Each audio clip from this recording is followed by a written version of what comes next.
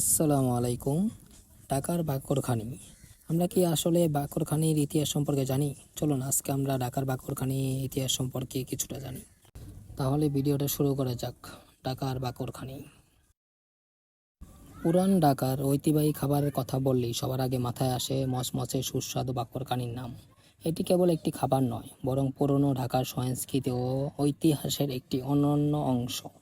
বাকরখানির নামকরণের পেছনে একটি অত্যন্ত জনপ্রিয় এবং প্রেমের ইতিহাস রয়েছে।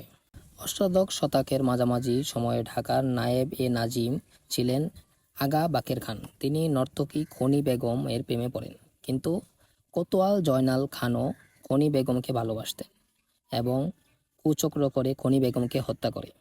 আগা বাকের ও খনি বেগমের এই অমর বেদনা প্রেম স্মরণীয় করে রাখতে তৎকালীন রুটিওয়ালারা এক বিশেষ ধরনের শুকনো রুটি তৈরি করেন, যার নাম দেওয়া হয়েছিল বাকের খনি। পরবর্তীতে মুখের ভাষায় এটি বলতে বলতে আজকের বাকরখানি নামে পরিচিত পায়। এই বাকরখানি কীভাবে বানানো হয়? সাধারণত ময়দা, ঘি, ডালডা, সামান্য লবণ এবং পানি দিয়ে এই রুটি তৈরি করা হয়। পুরান ঢাকারা সকালের নাস্তা হিসেবে গরম গরম বাকরখানি, মালাই দেওয়া দুধ চা চুবিয়ে পুরান ঢাকার একটি ঐতিহ্য খাবার বললেই চলে। অনেকে আবার মিষ্টি, ছানা, হালুয়ার সাথেও খেতে ভীষণ পছন্দ করে। পুরান ঢাকার লালবাগ, চকবাজার, নাজিমুদ্দিন রোড এবং সূত্রাপুর এলাকায় এখনও শত বছরের পুরনো ঐতিহ্য মেনে বংশ পরম্পরা বাকরখানি তৈরি করা হচ্ছে।